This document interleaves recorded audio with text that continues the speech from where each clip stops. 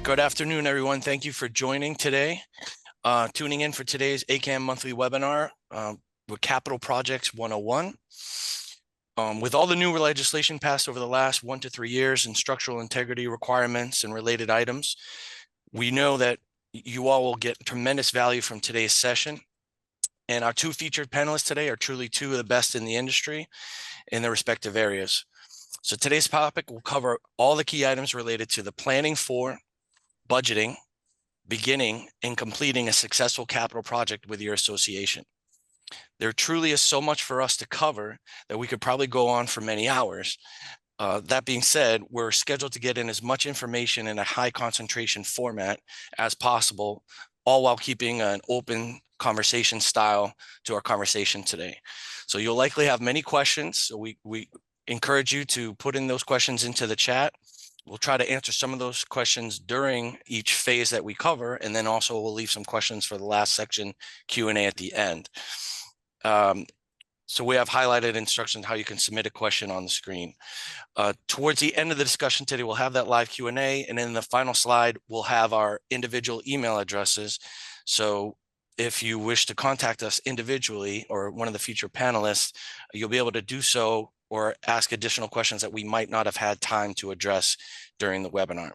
So thank you again for joining us today. We're happy to have you, so let's get right into it. My name is David Ward. I'm the Director of Business Development with AKAM Southeast, and I'll be your moderator for today's webinar. We also have Lisa Magill, attorney of counsel with Kaye Bender Rembaum.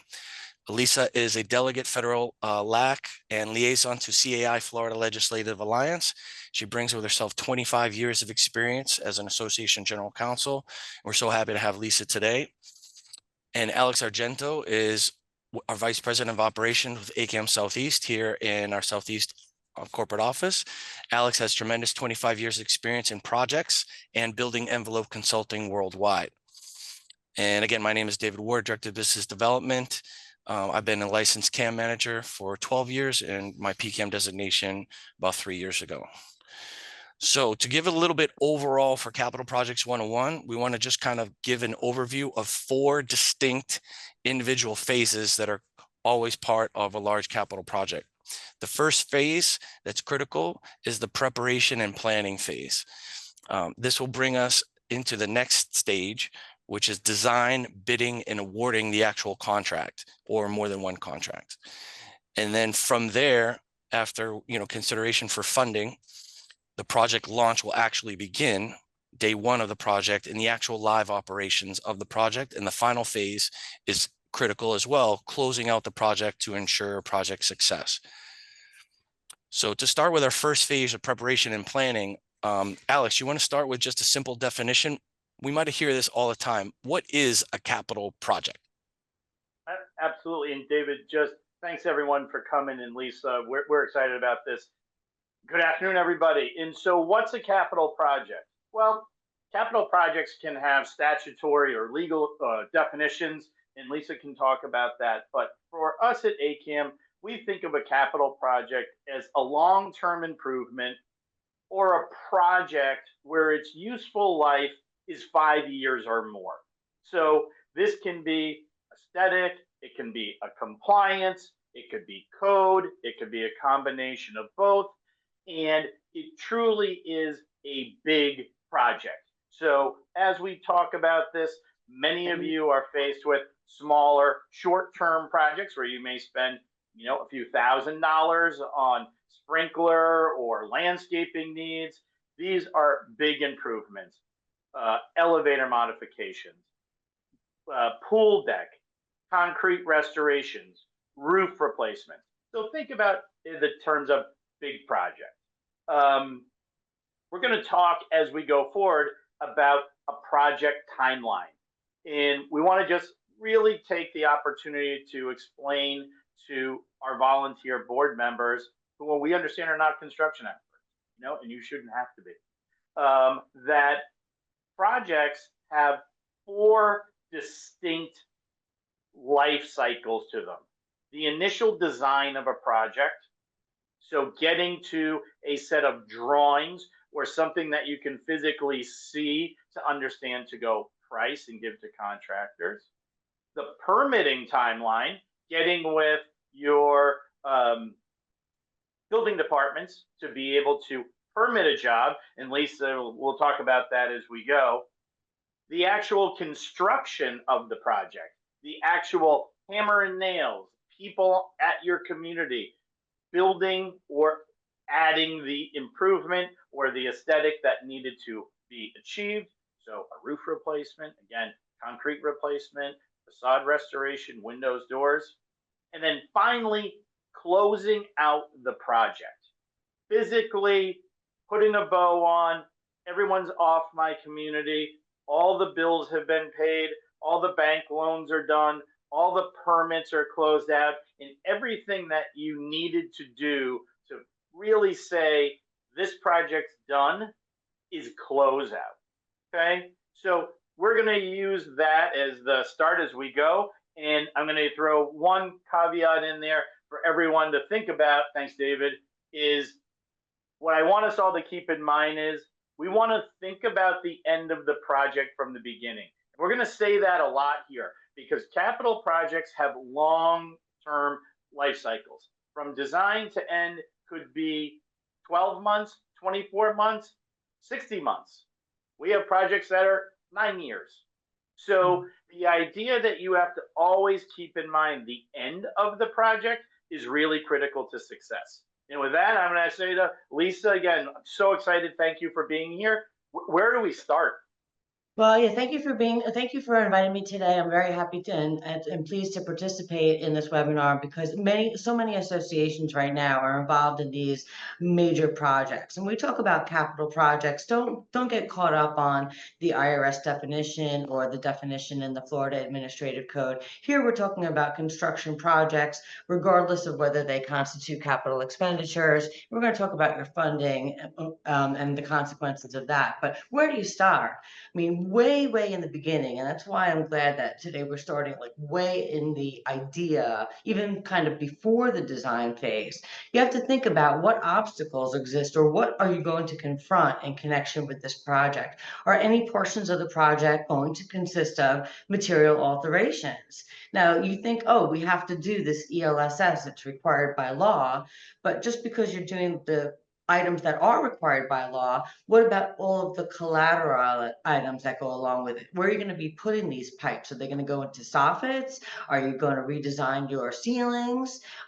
Is it going to interfere with the electrical or the existing sconces or what have you? So you're going to want to have a thought about the end. What is it going to, even though we're doing something for code compliance, or ELSS compliance, right? In this particular example, what is our end goal? What is our product? What is our property going to look like at the end?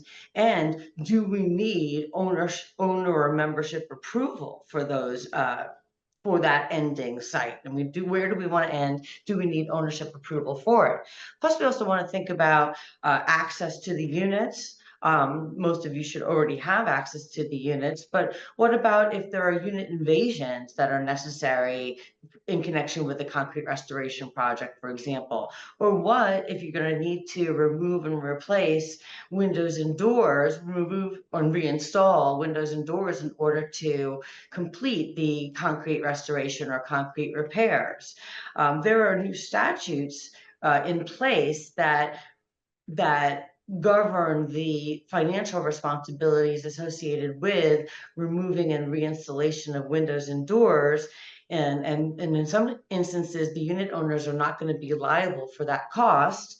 In other instances, they will be liable for that cost. So how are you going to accomplish this? Are you going to include those costs in your construction contract and then bill owners separately for portions of the cost that should be owner expenditures? What happens if some windows or doors are not in condition to be replaced? getting on the front end of that so that owners, if they're responsible for replacement of the doors, can actually plan themselves to make sure that they have contracts in place so that their doors can be replaced in connection at the right time in the construction project is really, really important for you. And depending on the extent of that particular problem, you may want to work out some advantageous pricing or a deal with the existing contractor, but allow owners to use their own contractors. And then you have to correlate the permits when it comes with that. And also when it comes to access to the units, does the association have the ability to perform work inside the units and charge those expenses back either as a common expense, if they're common expense charges, or as an individual expense? And we see this a lot with the milestone inspections, building safety inspections, where individual owners, there may be a need to replace electrical panels. There's always a need to install GFI outlets.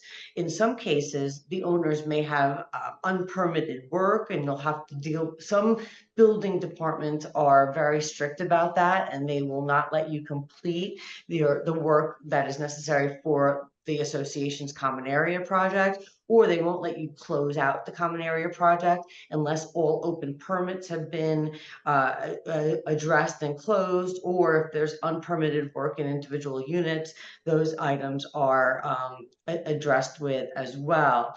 So that's where you want to think about right at the front end, because if there are obstacles, then let's deal with them. Let's see what we can do in advance to make sure you do have access to all these units, to make sure if there's items in your documents, you want a little bit more flexibility on material alterations. Let's see if we can get an amendment to the document so that you have that flexibility.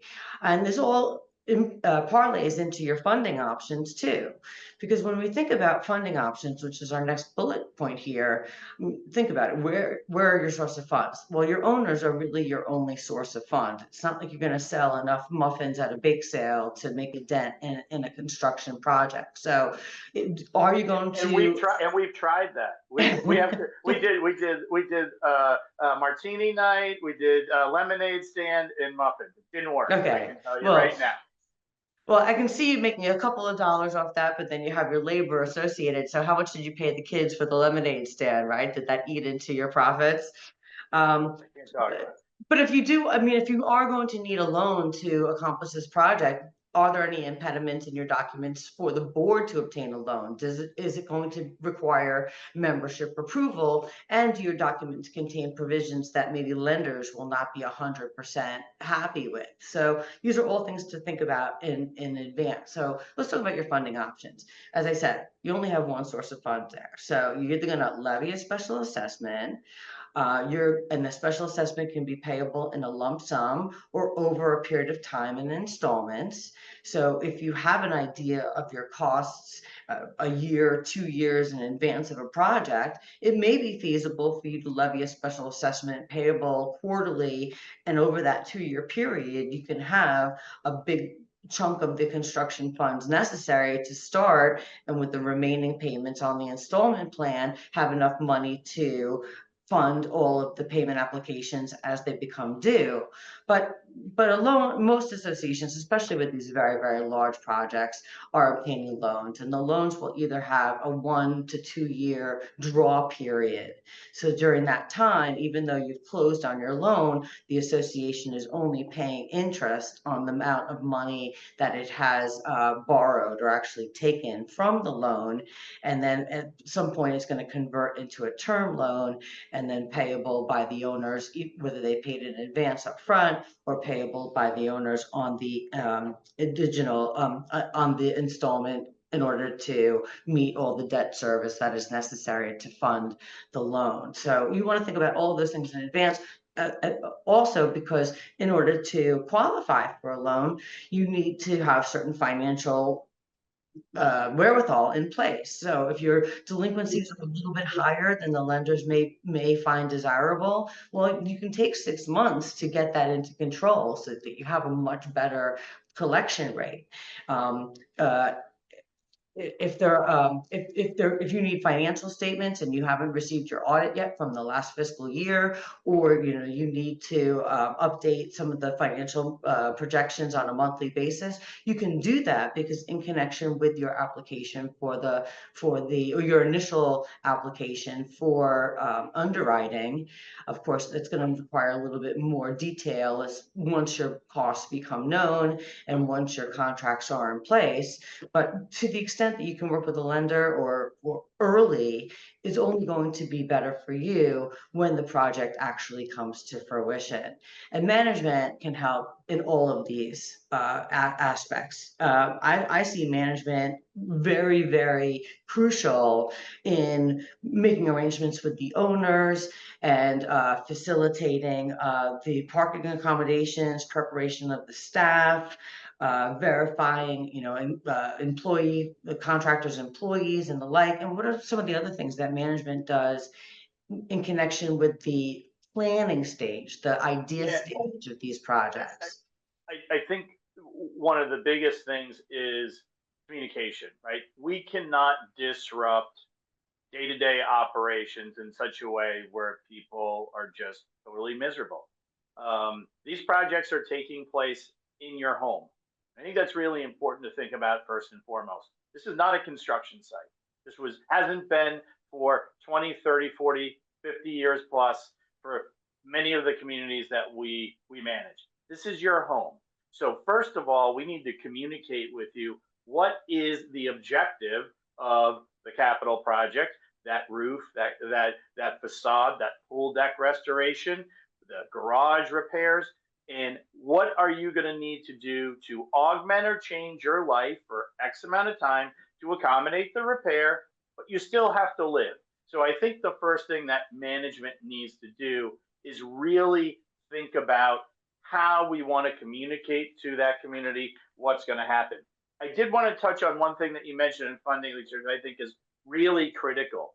It is oftentimes in these big projects, you will spend tens of thousands of dollars in design fees, your experts, consultants, your attorneys, your accountants, the team, just coming up with the idea of what you need to do, to all the things Lisa went through, reviewing your documents, understanding when you need the vote, when the timeline is, how do you get people to commit, coordinating that with a bank to get all that in place to finally actually vote on it, to ultimately receive the money, is critical, because you're going to be spending money long before the work person one shows up on your doorstep. So I think it's really important that the funding piece of this is not overlooked or not pushed to the end.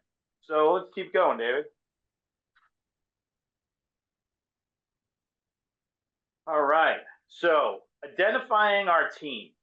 I think this is really important in that property management for capital projects are not your project managers. Okay, they're not. They run busy, and most of our team are running end-to-end 24/7, 365, managing your community's needs before we even need to think about a project. So who do we use to help the association through? We use that term as an OPM, and that is an owner's project manager or an owner's project representative.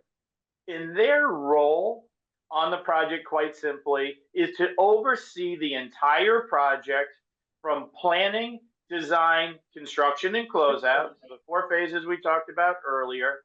And their number one goal is, one, to make sure that project is delivered as designed, on budget, and on time.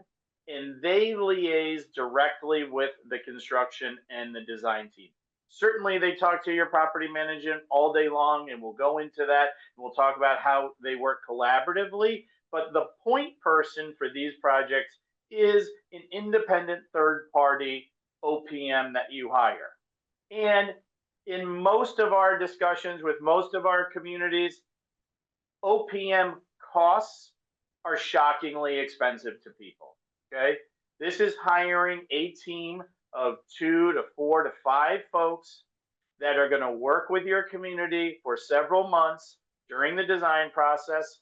And it can be thousands of dollars a month for their services. So thinking about that early on upfront is really important because, again, oftentimes we hear this, the board is just not set up to manage, design, schedule the funding for, and approve work for a 3, 4, $5 million plus project. They're not. They're volunteers. They shouldn't. So you need to plan accordingly on who can do that. Okay. And this is especially, if you don't mind, this is especially No. important if you're going to have multiple contractors or multiple projects implemented at the same time, because some of the work from one of the contracting entities is really going to depend on completion of work by the other contracting entity. So if you have the construction crew for the concrete, then you have an electrical crew, and you have maybe an elevator project going on. They all need to have, you need to have somebody that's running interference between all these different entities and in between the design professionals and the contractors sometimes, whether it's with regard to staging, whether it's regard to facilitating the access to the site, or to ensure that milestones are being met so that the other team is ready to start when they're scheduled to start. That's one of the ways that an owner's representative can really help you. Plus, they can also take a look at the project from the 30,000-foot level and see, hey, maybe logistically we should think about doing this in a different way or with a different sequence, and get on that on the front end before all of the tradespeople start interfering with each other and then blaming each other for problems associated with the work.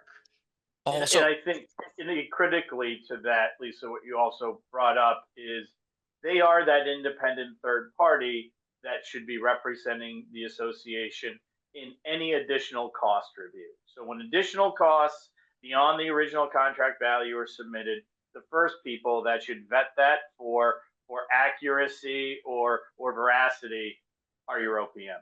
So again, they are the persons with the expertise. and Alex, Sorry, I want to jump in because we talk to boards all the time. I mean, this is obviously a relevant topic, capital projects now because of the new legislation. And we all know 2024 budget costs were higher significantly, a lot due to insurance, a lot due to competitive salaries. And then we're looking at 2025 budgets, a little bit of the same for another increase. So when a board member says, well, I'm already paying a general manager Cam or property manager a high salary, I'll just have my manager, run the project to save money, because obviously we're empathetic for budget. What could possibly be, faulty with that approach? That's where the ability for a professional OPM whose firm or experience should be long and varied, but certainly for the project you're hiring them for, they should have the expertise to understand every single solitary phase of work that will happen from design to closeout in that project, be able to anticipate, and as Lisa said, see opportunities to save, economize, collapse schedule, help improve delivery times or expenses. Your typical property manager just hasn't had that experience in a concrete restoration project. They may have been on one, but I don't know a lot of owners, property managers who have been on, 30 floors up of scaffolding sounding a wall, or looking at an expansion joint, or looking at sealant. And when you get into those critical decisions that have high dollar impacts to a project and high days of schedule impact to a project, you need somebody that's an expert in that. So again, totally empathetic to the thought that a community or association has to what their property manager can do. And again, we love our on-site teams and we think many of them are wizards. But again, for big, long capital projects, you need somebody that has been in the weeds many times to protect your interest. Great It's stuff. unfair, it's really unfair to saddle your community association manager with construction management tasks. Now, many of you out there have fabulous experience with this and are amazing organizers and amazing ability to keep people on task. But depending on if it's a really complex project and you have a lot of moving pieces, and remember, the community association manager still has their whole job to do. Just because a construction project is going on does not mean that they can shirk any of their other responsibilities. So if you have a really complex project and there are a lot of different moving pieces, as I say, and there's a potential to have uh, impediments along the way, then you're well advised to engage an owner's representative or a construction manager to be your ally on your side and to support your community association manager with any of the contractors if they're getting pushback on compliance with your internal association rules. One of the last points before we move forward, but I think one of the other real positives of an OPM for a community is that long-term projects, and again, just putting in our head, folks, sort of that 24 to 36-month sort of time frame for a project completion, your boards might change. People may sell and move. You win the lottery and move on. You have different personalities. You have different needs. You have seasonal representation and the like. Your OPM is really that one consistent that you're going to have throughout the project, that no matter what changes in the building, you have that expert in that knowledge, in that representation and advocacy for your community that's been there from the beginning, middle, and end. So that's the other value proposition, is because condos change, communities, HOAs change all the time, right? Alex, So that's when you great. have the one person, they leave, you don't want the information and that knowledge base walking out the door. So as we move forward, we'll talk about design schedule here in design and in our design and bidding phase. I think this is really important for everyone to think about, that designing that repair, the improvement, or the change has a life of its own. So you have a 20-story building on the beach in Hallandale, and you're going to do a concrete restoration, some window replacement, balcony repairs, railing repairs, and you're going to throw your pool deck into it because you're going to have to take it out of service anyways, and it's older, so you may as well include that. All that design could take 6 months, 8 months. I think David brought it earlier. You may have design charrettes or surveys to your community back over color palette, material selection, the way things aesthetically are going to look. This takes real time. So thinking about that from the beginning, the design schedule, actually idea to something that's on paper that a contractor can price, can vary from a few months to more than a year. More importantly, once you're done your design, you have this whole pre-construction. Lisa's going to talk of us in a minute about contractor selection, but at the top of the slide, you see the term bidding. Once your design is done, set in stone, and the scope of work is fully defined, materials, colors, finishes, all the expectation of what you want the outcome to be, okay? Now you're going to hand that to the contracting world to price. And I know that many of you on the phone have that niece or nephew in New Jersey or New York, for sure, who do it all the time differently, shorter and more efficiently. Well, folks, let me agree, in Florida, this pre-construction bidding process takes real time, okay? Real time. 12, 16 weeks is not unusual.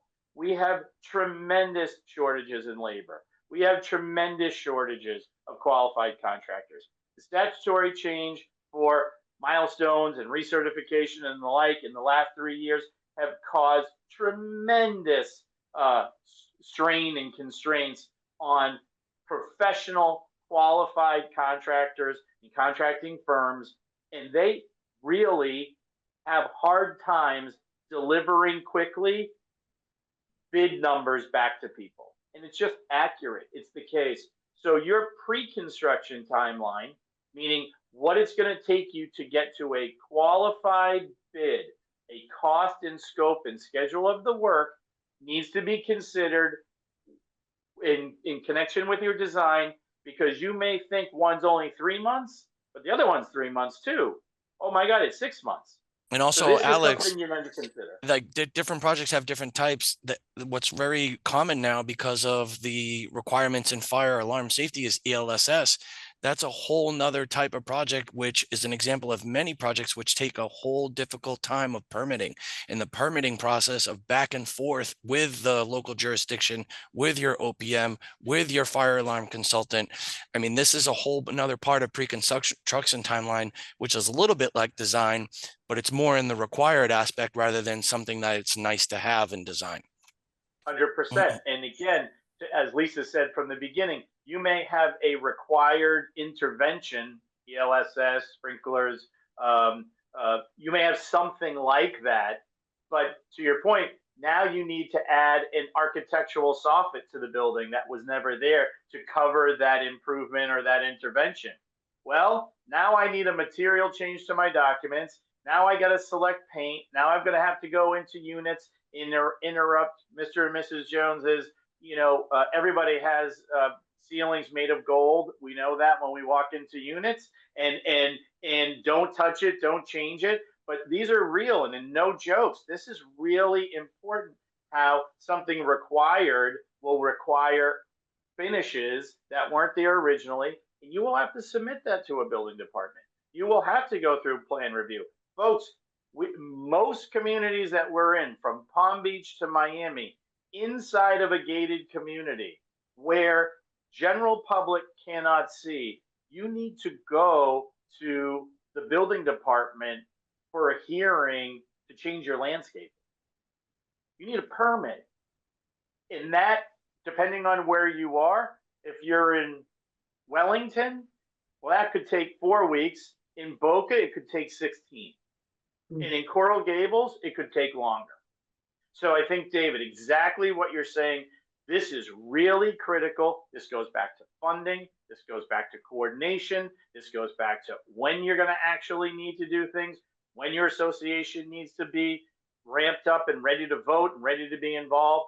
Super critical. But we get through all that, and we made it sound simpler. But once we get through all that, how are we going to select a contractor, Lisa? Well, you actually both brought up some of the things that I was going to mention as like soft considerations. Now, when you select the contractor, you're going to have this bidding process. Your engineer is going to put together the specifications. A lot of times, I like the engineers to include a sample contract or the form of contract that you'd like to use. Now, of course, that's going to be subject to modification later, but at least you put it out there saying, here, these are our expectations when it comes to the contract form itself, and your engineer and your project manager are going to prepare a matrix for you that compares the apples to the apples, so you can see the pricing, you can see what they're offering as far as the time is concerned, you can see that they're conforming to the specifications. But there's some of the soft things that I wanted to bring up, and you also brought up, are what type of workforce do they have? What kind of crews do they have? Do they have their own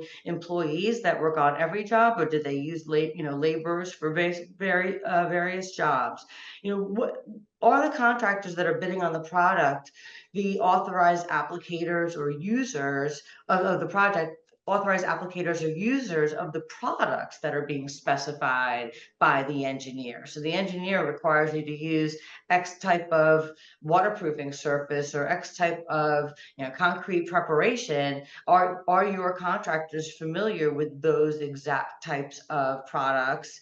And are they permitted, are they approved by the manufacturer to do that? When it comes to the contract itself, you obviously going to look at the scope of work, you're going to look at the payment schedule, you're going to look at retainage. I think retainage is becoming a little bit even more important now, because some of the lenders are including in their obligations, the limitations on the final payment. They want to make sure that there's a certain amount of money retained at the end of the job to ensure that the work is finished completely. When you're selecting a contractor, think about their ability to obtain a bond and what cost that bond's going to be. Some contractors are able to obtain bonds at 2%. My experience is that bonds are closer to 3% or 2.5%, to 3%. Your contract is obviously going to include dispute resolution mechanisms.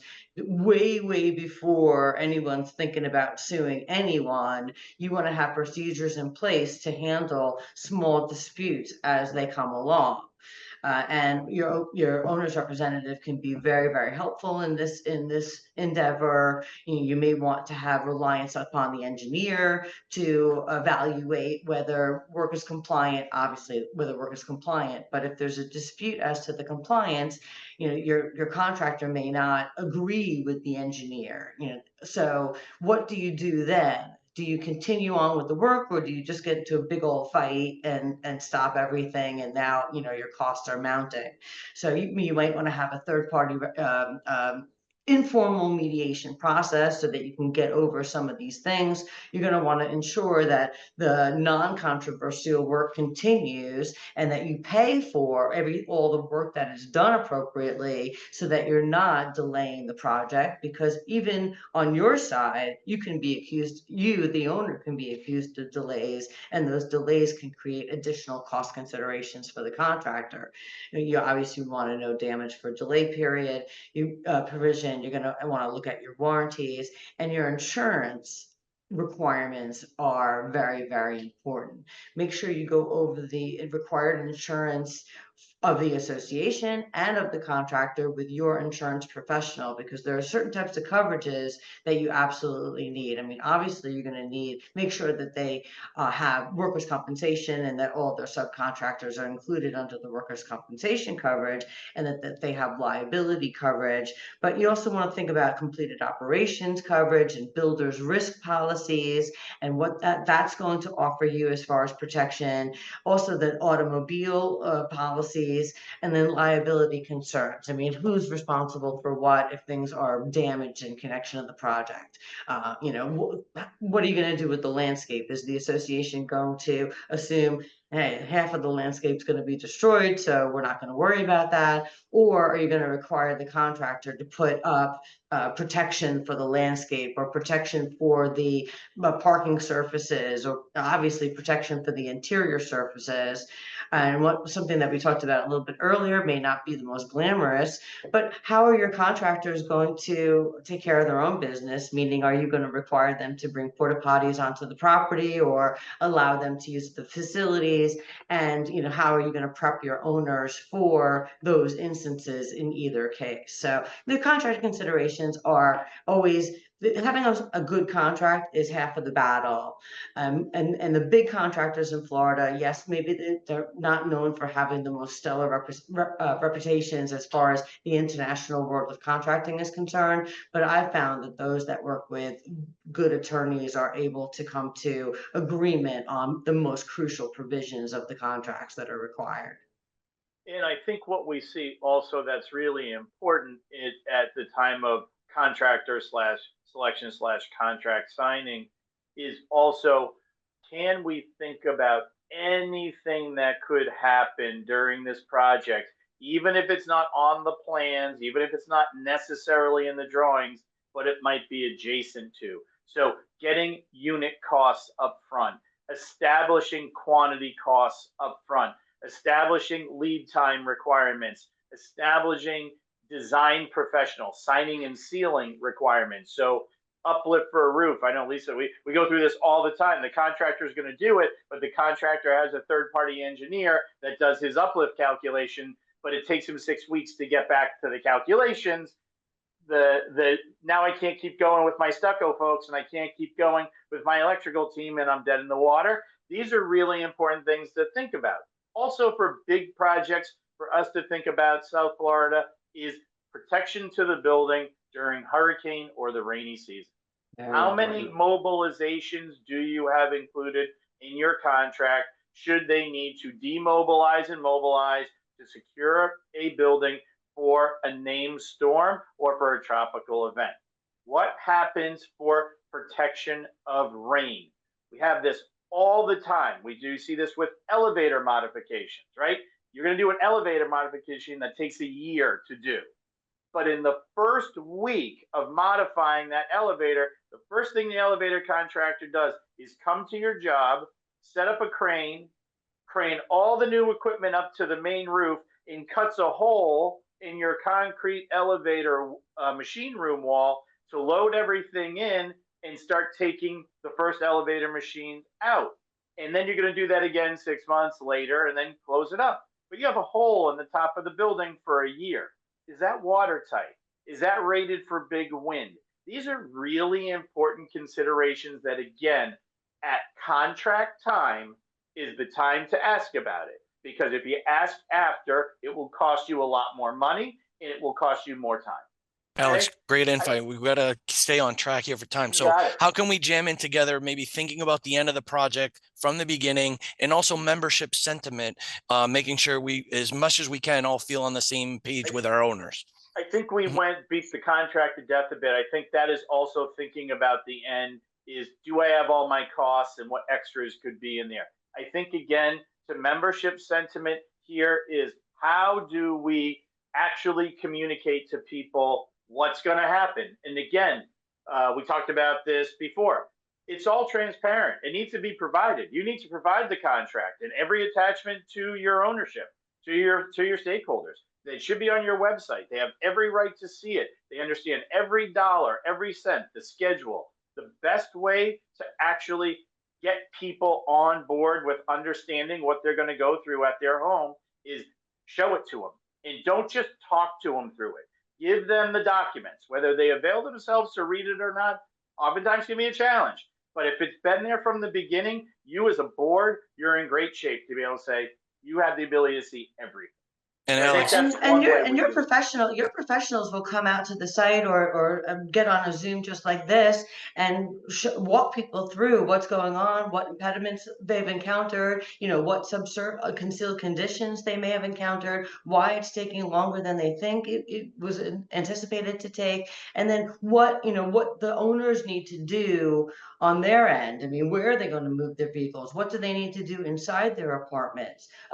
They need to be prepared if their units are going to be closed up and not have access to their balconies.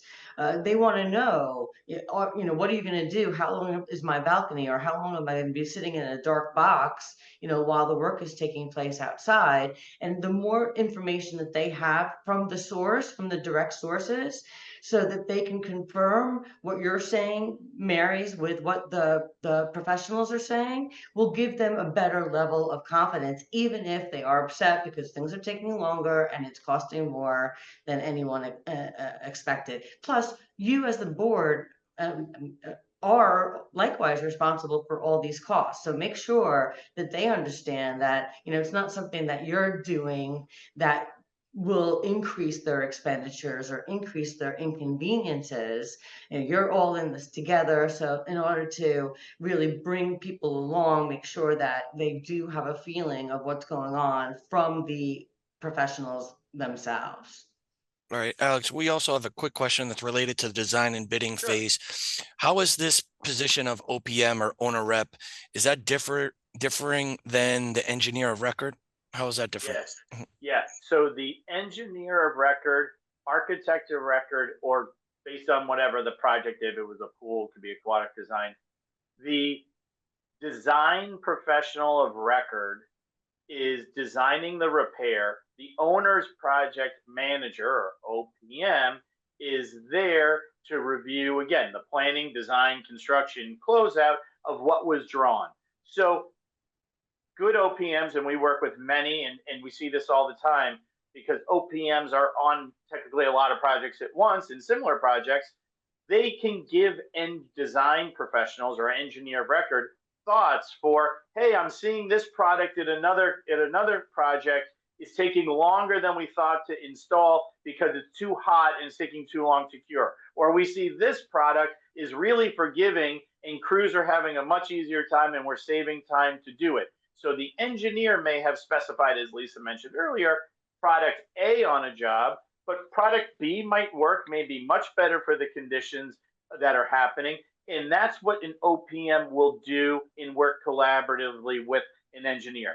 And I think most of the engineer and architectural teams that we work with day to day are very open to and very flexible to those suggestions. So they're two different roles, but the engineer makes the design, make sure it's done to code, that it's safe and sound, and the OPM's trying to find efficiencies in time and money. Great. Let's Let's go to keep the going. let's go to the next phase. So the next phase we're talking about is project launch and live operations. Lisa, you want to get into? I think we've covered some of this already, especially what might need to be specified in a contract. What about logistical considerations?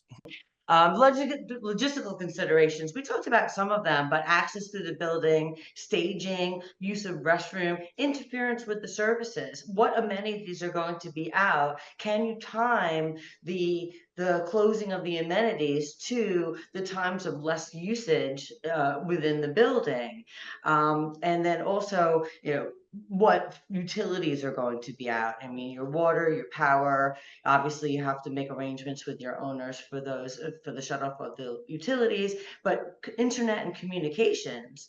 Most of the projects that I've had my clients been involved in have not required shutdown of the communication services, but it's very possible. And if that's the case, that could be very important for your owners who are working at home or rely upon the internet, their communication services for their livelihood.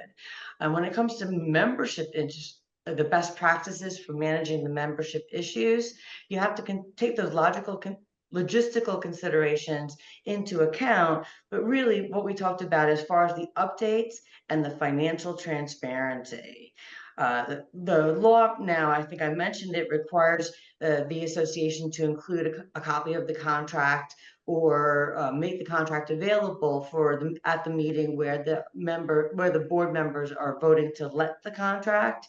But the financial transparency, making sure that all the payment applications are reviewed, signed, sealed, making sure that you have those payment applications along with your payment proof of payment in a logical way on your website so that people can see, oh, this work was done. Oh, here's when it was paid. Here's when it was approved. Here's when it was paid for. Here, this work was done. Oh, this change was made, or this directive was made to made some changes to quantities or changes to the products. And so that way it's a logical flow so that people can understand what's going on as it's going on.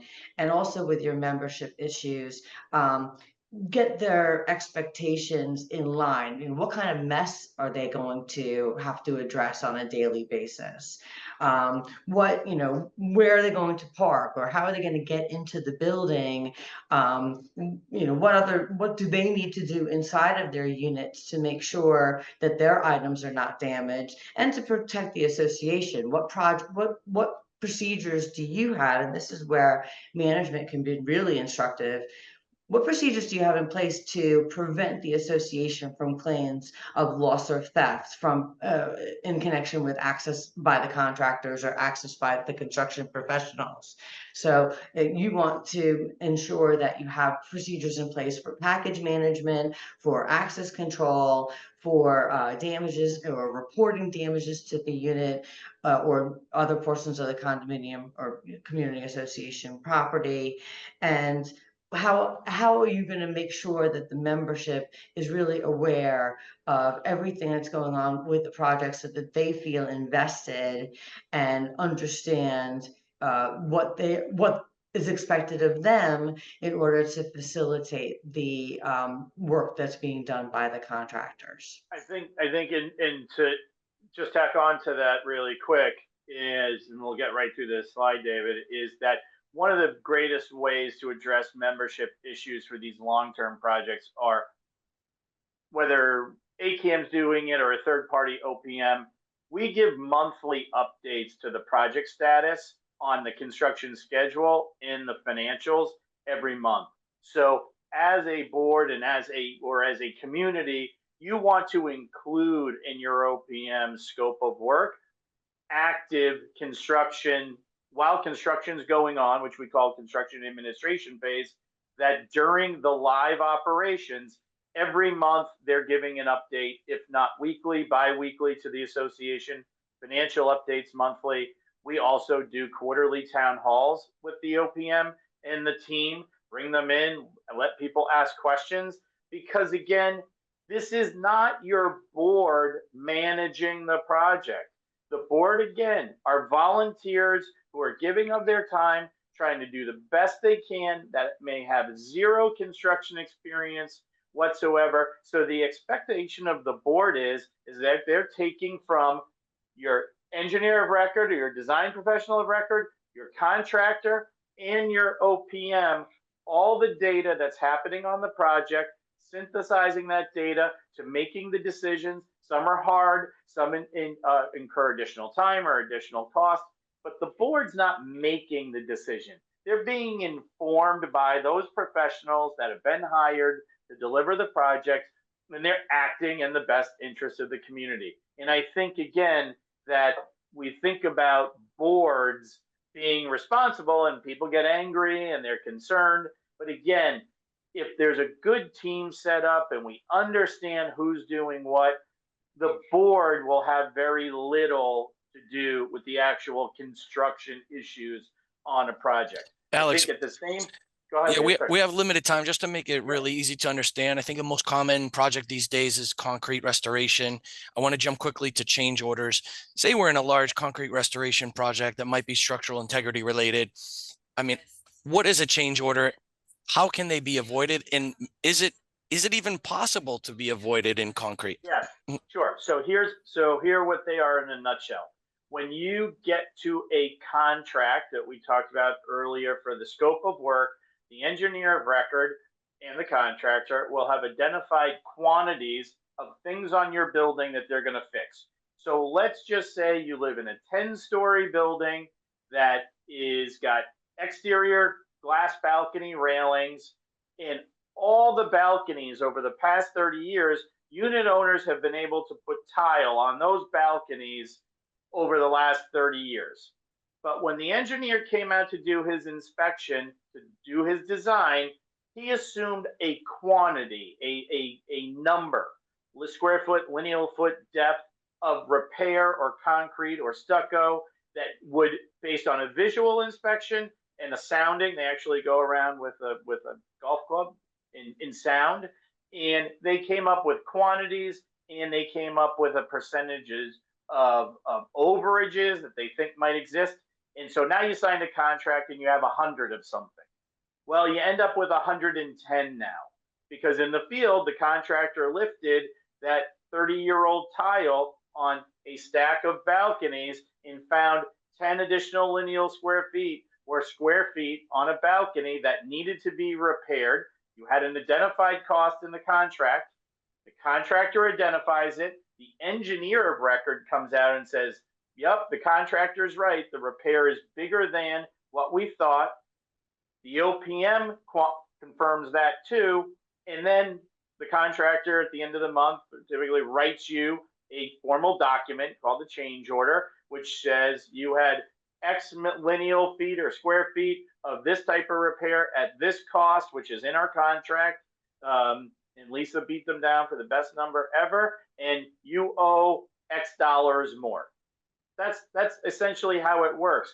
But over the totality of a building, and think about this, everybody, I don't care if you're 3-story or 40-story, engineers in teams are not able to see everything. So those quantities that you settle on, and oftentimes associations and boards are very, very hesitant to put big cushions in there because the numbers add up, right? And they don't want to assume worst case, and they really want to be as reasonable to their stakeholders as possible. What happens is you pay for it later. And that's why thinking about the end from the beginning is so important, because when you think that you paid your assessment 15 months before and you thought you were done and you still have a year to go on that project and you've exceeded a budget, they will come back to you to ask for more money and you're not done. Well, So this is really critical. we're gonna So talk keep about that going. in the next phase, and what might happen on the closeout.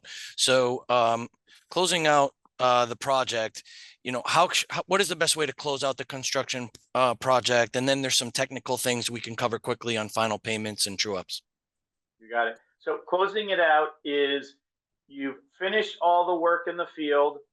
You need now a set of documents from the contractor that demonstrates your as-built conditions, actually all the work they did and where and what materials were used, what quantities were used. They give you a whole set of drawings for this. Your engineer of record reviews it. Your architect might review it. Your OPM will review it.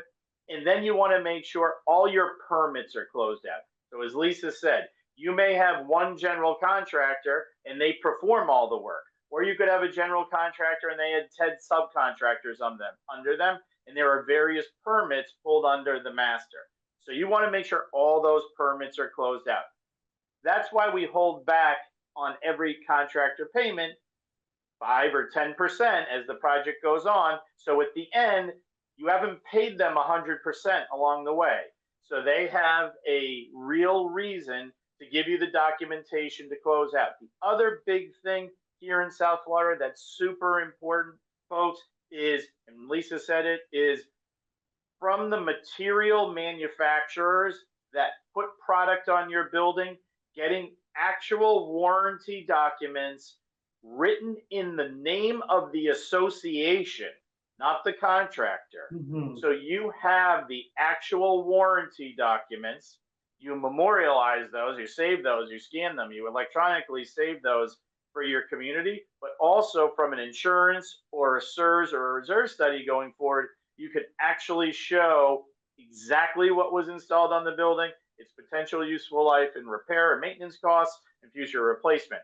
Once that's all done and all that's done, you get final payments. And I'll let Lisa talk about that. Well, the conditions for final payment are somewhat reviewed. So you need the contractor's final affidavit and release of lien. You also need releases of lien for any subcontractors or material suppliers or laborers that have issued notices to owner. We didn't really talk about this on the front end, but compliance with construction lien law is crucial, because otherwise the association may be subject to claims from others that they didn't even know were involved in the project. And that is due to the lack of filing a notice of commencement. So even on projects where there is no notice of commencement filed in the public records, I have clients that often receive these notices to owner from various trades indicating that they are the scaffolding provider or the equipment provider or the paint supplier or other types of suppliers.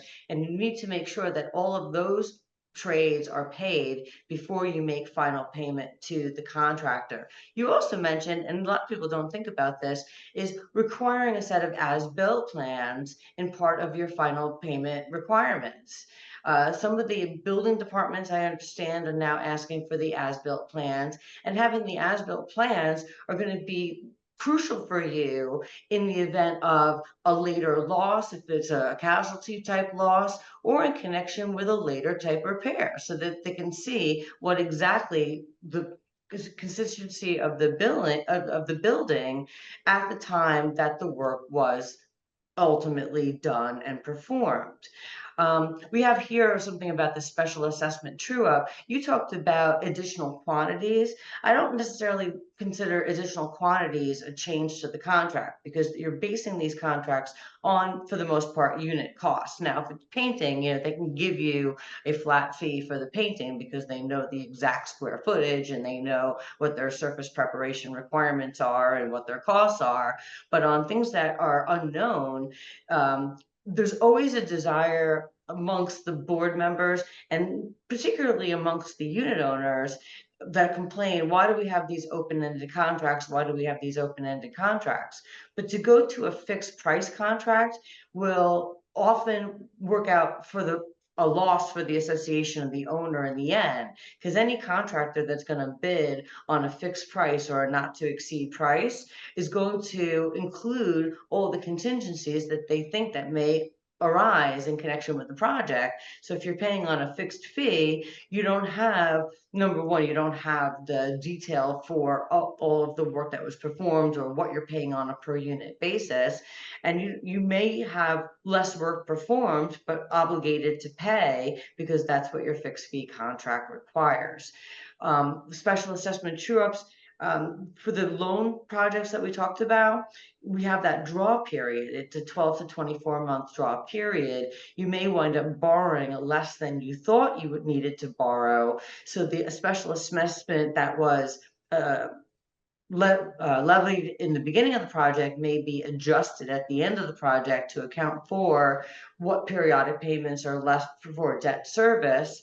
Or conversely, and more prevalent, is that you may need additional special assessments to pay for the additional quantities, or for things that were unseen or unforeseen conditions, concealed problems, and what have you, that now that you were required to contend with from code compliance and other needed reasons. So thinking with the end in mind, so important to your community. Really, when you're about to embark in one of these projects, it can be daunting, it can be a little bit overwhelming, but if you break everything down into the segments that we've discussed, and you're not going to account for everything. Nobody is clairvoyant. You can't think of every single thing that will possibly come to mind.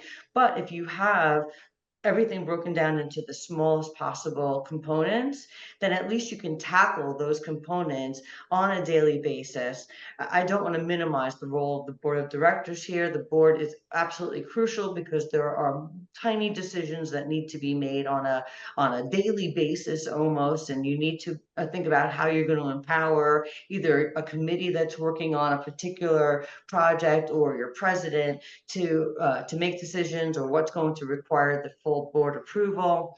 And with all of this, I think you'll be very happy with a successful project, because once you have the right people in place and once you have the right mindset in place, then it's just a matter of putting all the pieces in order, and at the end of the day, feeling satisfied that you've done your job as a board member or as a property manager, a community association manager, and that now your building is in a safe condition and you can rely upon the repairs for the duration of the lifetime of those repairs. You won't need to re-execute those repairs.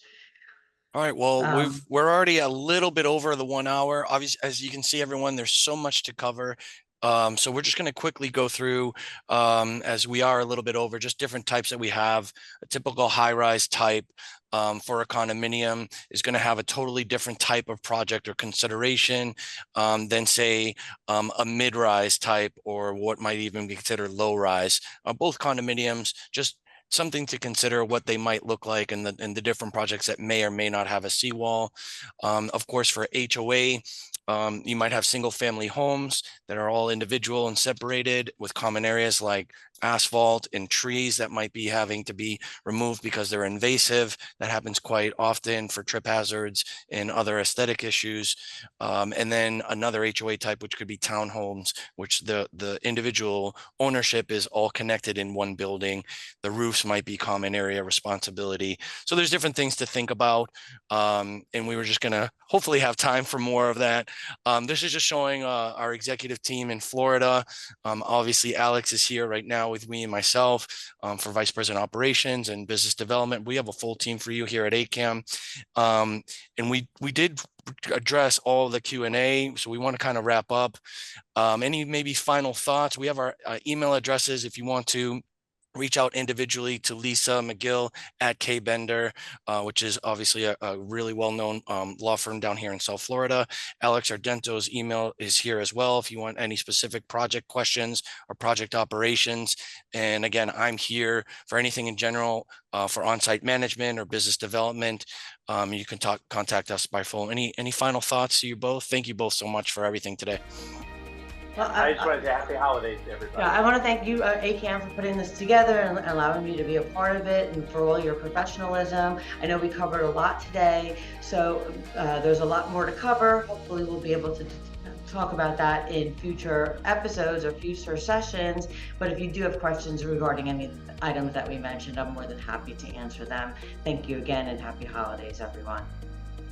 Thanks, everybody. Thanks so much. Happy holidays.